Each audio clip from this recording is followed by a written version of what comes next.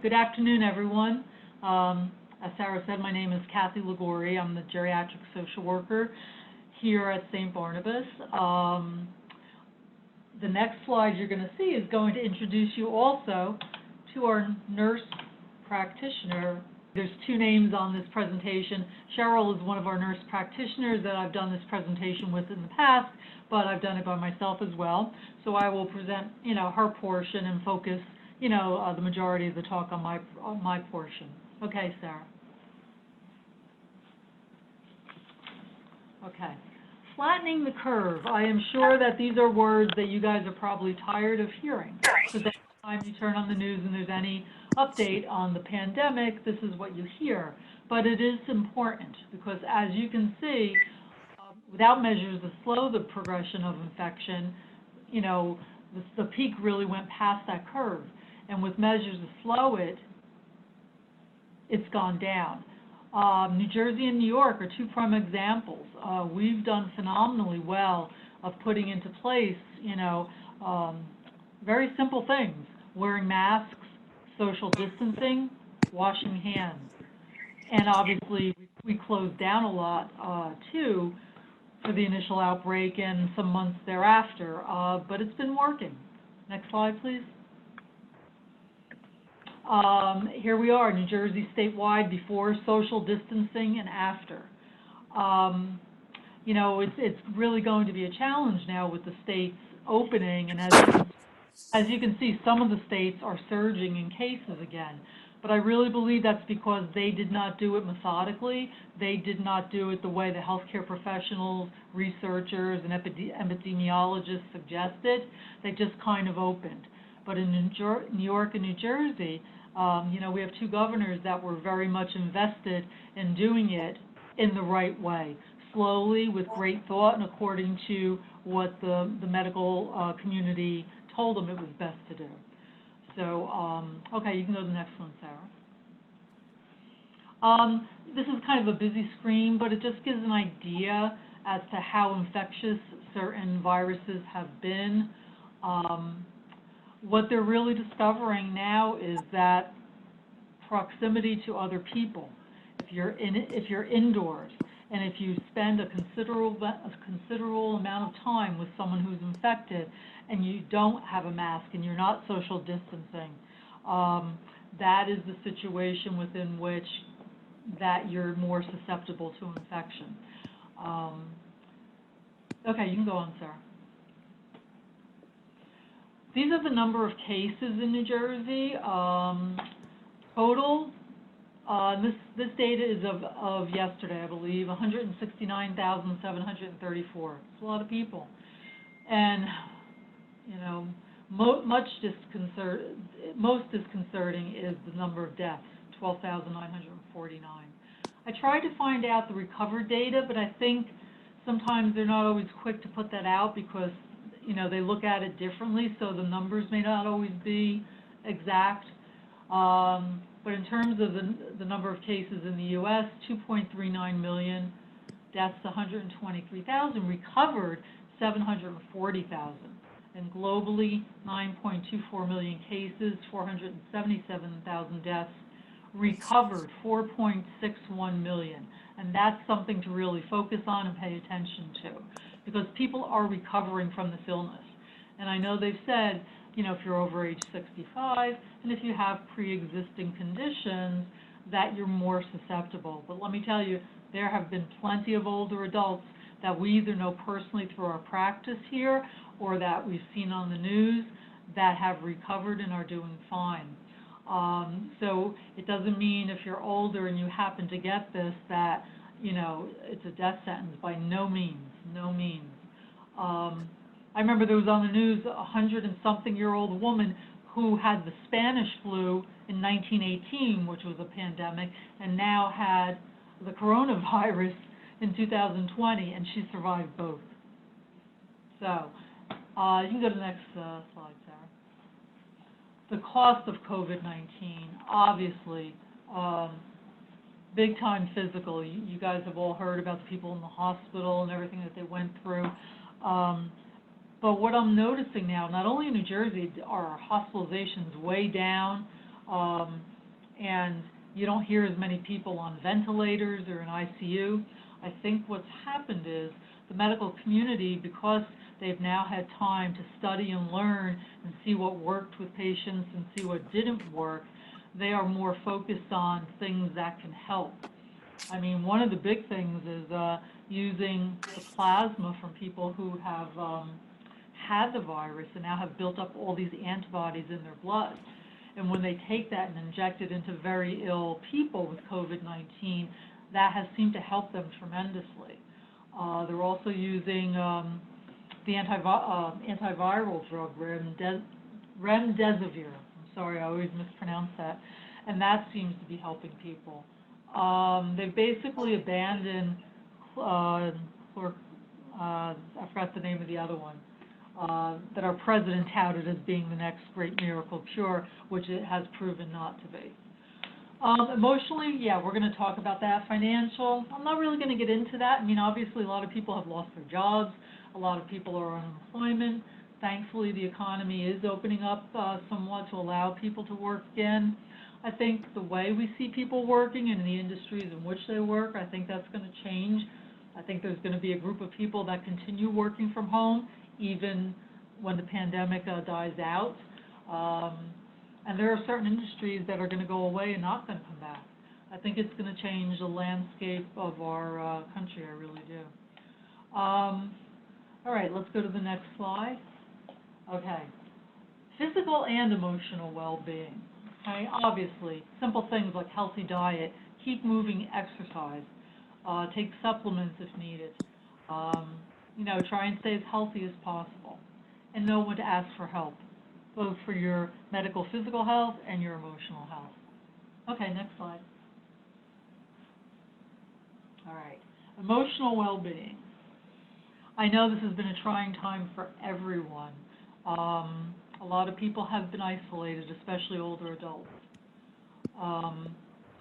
That in and of itself can create issues. The coronavirus, unfortunately, has created a negative association with connections we make as a human being. We all know that connectedness is at the core of who we are as human beings. Unfortunately, the fear of making those connections has governed our day-to-day lives in the last 3 months. But what needs to happen is we have to decondition that fear by recognizing what our reactions are and deciding what our mindset will be as we go forward. It's interesting. Researchers have researched everything in the world, including smiling. Even if you don't feel like smiling, if you fake a smile, the change in your facial muscles will trigger a chemical reaction in the brain.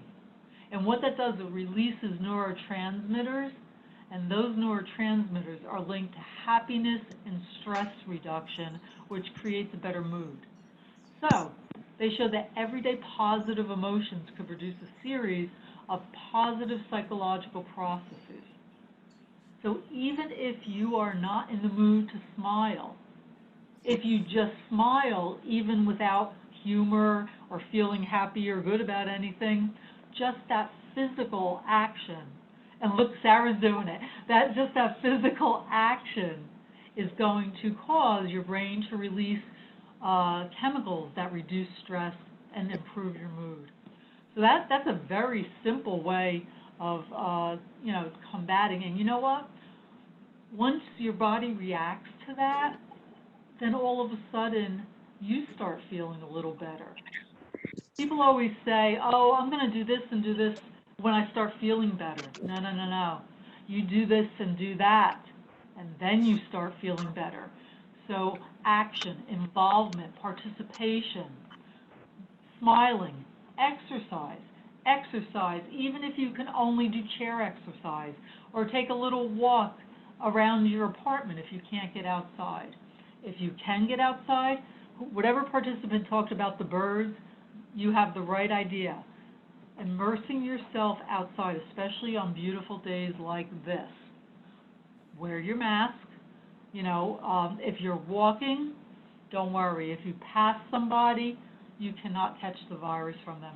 outside, and I think the number is probably even greater, you are 19 times less susceptible to the virus because the viral load disperses so quickly in the infinite spaces of outdoors. Oops, not me. Hi, Anita. Hi, how are you? I'm in a class now. I'll call you back. Bye.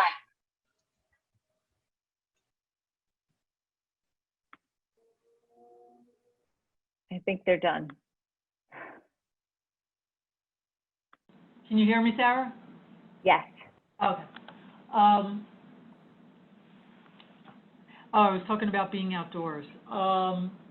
So if you want to take out a walk outdoors, feel free to do so.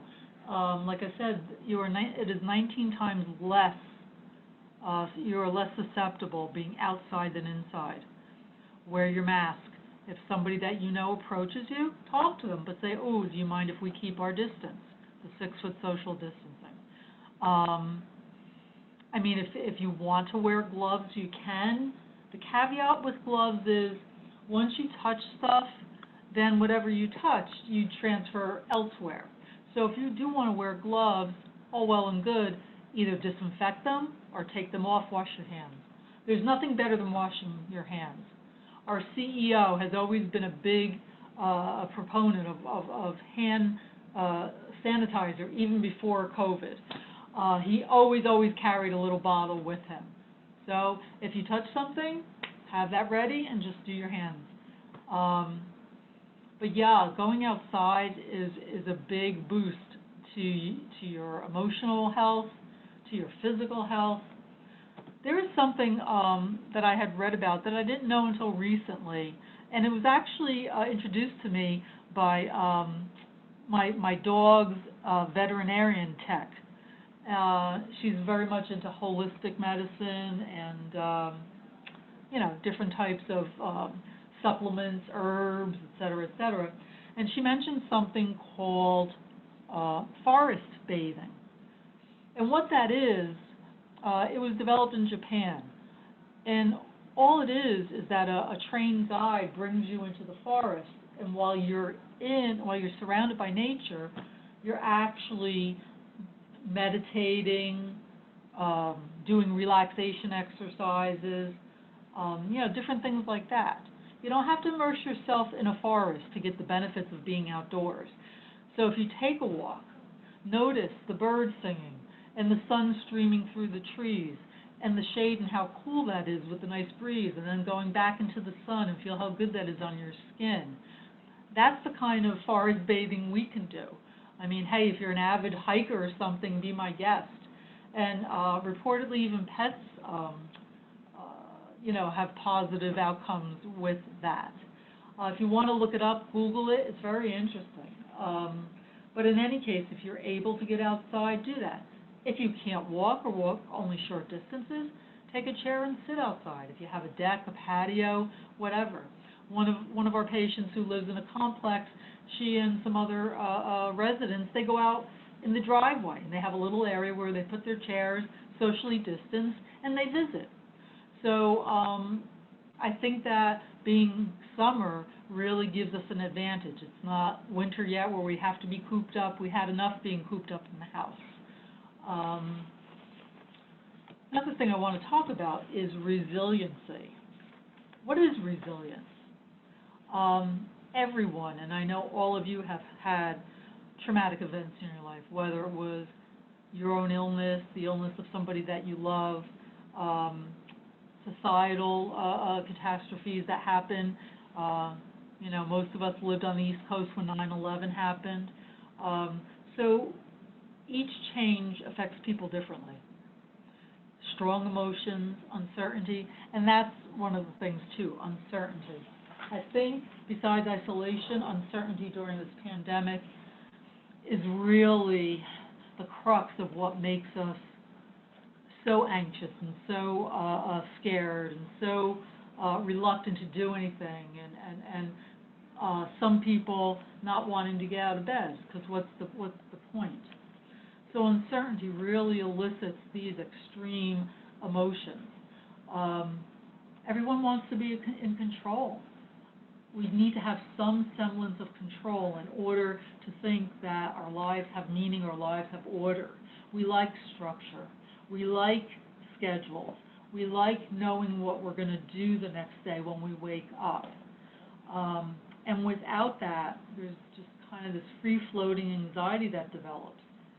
If you just plop yourself in front of the TV all day, not necessarily a good thing. Yes, we should be informed. I truly believe we need to know what's going on in our world. But once you know that, people have watched hours and hours of CNN and MSNBC, et cetera, et cetera. I mean, there's so much going on in our society right now that is so disconcerting and disturbing. To immerse yourself only in that, of course you're going to feel depressed and anxiety-ridden. Who wouldn't? There's a lot of questions with the pandemic, too. And that's going to make you feel like you're not on steady ground. But somehow we as people have been able, over time, to adapt to life-changing situations and stressful situations. And how do we do that? Through resilience. Developing resilience is like building a muscle. You have to work at it. Psychologists define resilience as the process of adapting well in the face of adversity. And like I said earlier, look what we've gone through, not only as an entire people, but also in your own individual lives. Family, relationship problems, serious health problems, financial stressors. But somehow we bounce back from these difficult experiences, and a lot of the time it also produces profound personal growth. These adverse events obviously are painful, difficult, but they don't have to determine the outcome of your life. There are so many aspects of your life you can control, modify, and grow with. Look what's happening in our society. I've never seen so many examples of selflessness and compassion and empathy, and people being super creative, coming up with ideas how to do things. I mean, and thankfully, we now are in the digital age. You probably all fare better than I do when it comes to all of this stuff, but now we have access to so many things 25, 30 years ago you wouldn't have. You can get on Zoom. You can have a family get-together on Zoom. You can have all sorts of meetings like we are now on Zoom. If you feel you need a support group, virtually every support group, I think, is being run on a platform, Zoom or otherwise. So you have the ability to reestablish that connectedness, because when you're connected, you have a meaningful life. Look at everybody who worked from home all these months. They were still not only connected, but they could produce work and work very well from home. Like I said earlier, I think that a lot of those jobs are going to remain at home. So you really, really have to put faith in your resilience. Not only will resilience help you get through the difficult times and circumstances, it also empowers you to grow and improve your life along the way. There is an Australian psychologist, Dr. Fuller, who described resilience as the happy knack of being able to bungee jump through the pitfalls of life to rise above adversity and obstacles. But think about that, a bungee cord. People who do that, I think they're crazy, but some people enjoy it. They jump off this high, thing, and they fall, and the cord pulls them back. And that's actually, I like that analogy for resilience. You think you're falling, you think it's going to be devastating, you think you're going to hit the ground, but then somehow that doesn't happen, and you're pulled back up. So each of us is stronger, I think, than sometimes we give ourselves credit for. I talked about being connected. If you can do Zoom meetings with family members, friends, whatever, now that the weather is nice, by all means, you can go to a friend's house, a family member's house. Everybody should have masks on. Everybody should socially distance. So if there's a big yard or a big deck or whatever, sit at the corners. If you want to share a meal, You know, or order your own food and bring it. You know, have plastic utensils and, you know, to eat with, and cups to drink from, and paper plates, so this way they can all be discarded. So, you know, there's a way to reestablish and keep that connectedness going. Mindfulness, I'm sure everybody's heard that word. It's thrown around a lot today. Well, what does it really mean? It means being in the present, focusing on what you're doing now. And that's why things like relaxation exercises, meditation, prayer even, if you're, you know, you have a spiritual connection, journaling, writing down what you're thankful for. Think of all the things that you're thankful for, the people in your lives you're thankful for. There are so many, the food that you have to eat, the ability to still connect with your family and friends. We have a beautiful world out there, and hopefully we're all going to learn how to better take care of it so it lasts for a very long time. In a way, I think this was the universe trying to wake us all up. I think it was trying to you know,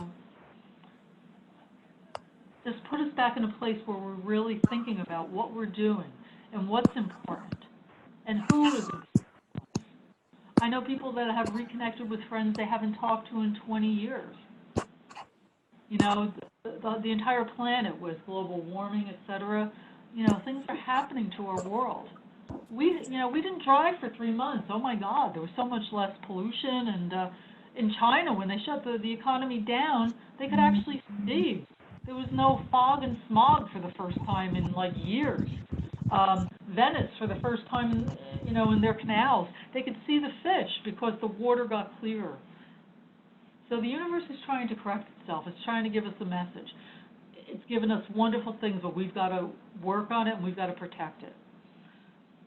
I ran across, you know, in case anybody wants to do relaxation exercises and you've never done it or you don't know how, the AARP website I ran across had some wonderful relaxation exercises that all you have to do is click on it.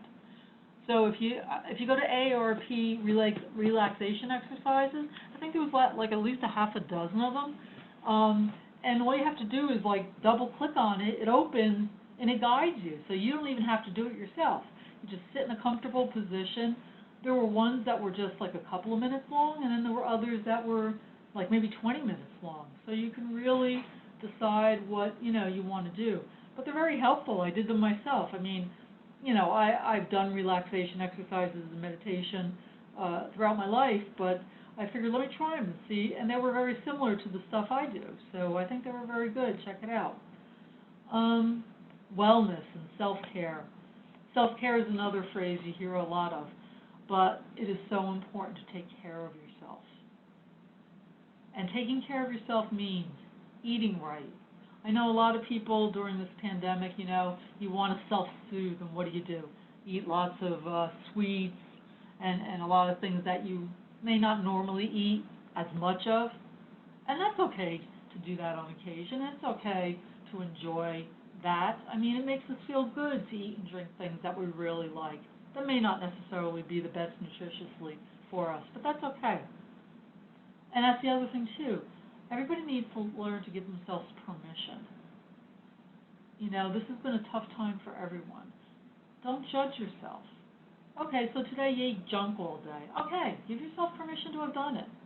You had a day that you just felt like doing that, and that's okay. You know, nobody says that you can't, like, you know, take a day off here. No judgment. Give yourself permission. You know, but taking care of yourself and whatever that means. Not only, you know, sleeping, you know, some restful sleep. Eating healthy, for the most part. If you're watching TV, don't just watch the news. Take a break. Watch a comedy. You know, watch a show that you love, or an old show. And nowadays, my God, you can stream almost anything. And a lot of people have, you know, Netflix and YouTube and Prime Video. You can watch almost anything. I mean, I'm a big Broadway show aficionado. They've been broadcasting shows on Channel 13. They're online. I mean, you could do all this for free. If you want to see like a place anywhere in the world that you haven't been able to actually physically travel to, you can access it online. You can see, cathedrals. You can go inside them. You can go into a cave and see the depths of the cave. There is so much you can do and learn. Exercise, of course. I know people have been missing activities, and a lot of the senior complexes, assisted living, adult daycare centers, they all thrive on the scheduled activities they have every day. And a lot of people depend on that, and they haven't been able to go to those, and that's a big loss. But I know a lot of that's been offered online as well. So those are good things to check out. And like I said, go take a walk if you're able to. That in and of itself is a big mood booster. I remember having an older adult as a client one time, and I went to see her in her house, and she was sitting in a big, comfortable, lazy chair, and she had been very, very depressed. And we were talking for a while, and she finally said, you know what, when I start feeling better, I'll go out. And I said to her, but you know what, you're not going to start feeling better first. You're never going to go out if you wait for that feeling to change. What you need to do is go out. Going out will make you feel better. So the activity is first. Just like the researcher said, smiling. Do the action first. Even if you don't feel like it, the mood elevation will come. Okay? And I know a lot of people have been lonely and haven't seen their families in a long time, but that's starting to change. Even the assisted livings and nursing homes now are opening ways for people to see their loved ones. Before it had to be on Zoom or it had to be from a car. Now they're allowing them maybe to come near a window or even visiting outdoors if they have like a big area, gazebo, whatever. But like I said, you still have to be careful. The pandemic is far from over. So yes, you want to be careful, you want to be safe, but it doesn't have to rule your life. Create a routine if you haven't done so. A lot of people for the last few months have not adhered to any sort of routine. Even if you do it a day or two a week. And when I say adhere to a routine, I mean do the whole thing. Get your calendar, whether you have a hard copy calendar or you have one online, and actually schedule stuff in. We are human beings, and even though we like to do our own thing and be free, we delude ourselves into thinking we don't need a routine. Oh, yes, we do. Think about your normal day, what you do. I mean, yeah, every day. I kind of was happy that I came to work every day, that I did not work from home, because I kept my routine. And it allowed me to go outside, and even though there weren't many people outside or even where I work, I was in a car. When it was a beautiful day, I opened the windows. I would blast my music really loud. So there were things to do within the context of that routine that I was actually enjoying. And I got to talk to our patients on the phone, via FaceTime, whatever. Our doctors were doing all telemedicine. So we were still, active, and that's important. That is important. I have friends that every night they're doing something online, doing this game or that game. You can even there are things online you can do with even people that you don't know, games and stuff. There is a before I forget, there is a national hotline. Let me just find that. Excuse me one second. It's the Institute on Aging's Friendship Line. And it's for those who have physical disabilities or mental health issues. And it's staffed every day, and calls last about 10 minutes. It's staffed by trained counselors and volunteers.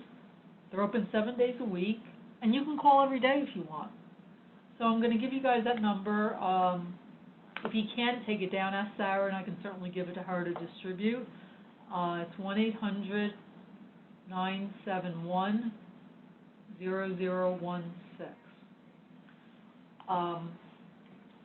and try participating in activities that you love to do. Music. 99.9% of the population loves some genre of music. Listen to it. Play it if you have any sort of musical instrument. Sing. Do whatever makes you happy. Like I said, there's so much online. One of my patients loves opera. I just watched a documentary on Netflix on Maria Callas. So there is so much out there that you can access. Start a project. Think of something that you've been, wanting to do but didn't have the time to do. I mean, people have taken great pride in taking care of their homes. They've cleaned up, they've organized, they've gone outside and, put together a beautiful garden they hadn't had a chance to do in the last few years. The home improvement stores have never been so busy. Everybody's doing all these projects. Paint if you're an artist or would like to be. Scrapbook. Put together a photo album. Sew. People were actually making masks while they were stuck at home. They were making all kinds of things for the frontline professionals. You have to find ways to laugh, whether that's with a trusted friend or watching a funny show. Oh my God, there are so many. I was flipping through the channels last night on cable now. There are so many of the old shows that are on TV, that made you have a belly laugh when you watched these shows. That's what we really need to do. We need to laugh. And if you are feeling that down or depressed or anxious, and none of the things I just said help or make a difference, or you don't even have the stamina to try, ask for help. Call somebody close to you and say, you know what, this isn't working for me, I need to do something about it. There are so many people you can talk to, a counselor, a therapist, social worker. People are doing it in person, but people are still doing it online. I think that this is going to last, the telemedicine, the telehealth. I think that this is something new that our society is going to continue to do, because it is a good thing. Sometimes you can't get to your doctor's office quickly, or there's a snowstorm, or God forbid there's a pandemic, but you can still get the help you need. So please don't hesitate ever. There's no judgment on that. There's nothing that should make you feel self-conscious about asking for help. There is no stigma. Let's see, what else? Volunteer. I know a lot of volunteer activities have been postponed or canceled because a lot of that stuff took place in person, in big groups, et cetera, et cetera. But there's stuff you can potentially do on the phone or online. There could be like a telephonic service, calling up people that are in their house that just need a friendly voice for the day. And that's something that I know exists. Right now, we're all in mourning. We're in mourning for a world that changed on us overnight. It's something that none of us expected. We're grieving the world we have lost. Everyone is in a state of grief. And that's not even thinking about the many people. I'm sure everybody knows somebody who's died from the virus, and it's so incredibly tragic. But we're also grieving our life as we knew it. And whether it's all going to come back remains to be seen. So I can understand people feeling down and upset and angry even. But the only way to get through grief is by experiencing it. And you don't have to experience it by yourself. So if you're feeling that down, I got to reiterate, you've got to call somebody. Do not try to deal with it on your own. Do not think that, if I wait long enough, this is going to go away. Or once they find a vaccine, I will no longer be depressed. You can't wait for that. You need to get help. Interestingly, a lot of you may have heard of Elizabeth Kubler-Ross, who did a lot of research and writing on grief and mourning. There is another researcher that worked with her, and I think he even collaborated with her on one of his books. and he wrote a book himself. And Elizabeth Kubler-Ross had identified 5 stages of grief. He actually said there's a 6th stage of grief, finding meaning. Grief is a change we did not want. We remember how things were before the pandemic started.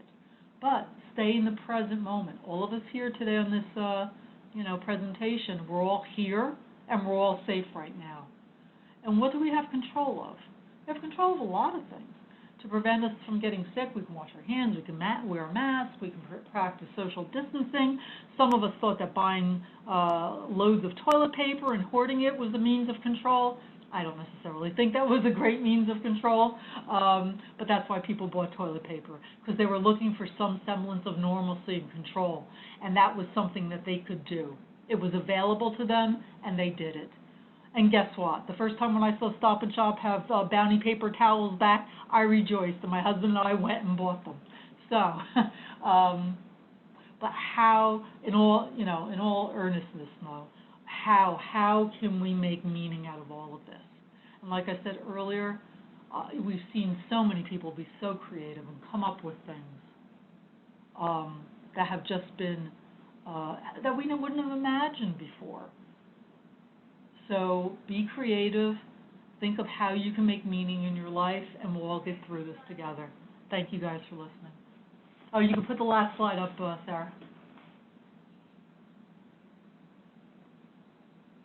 This too shall pass, and it will.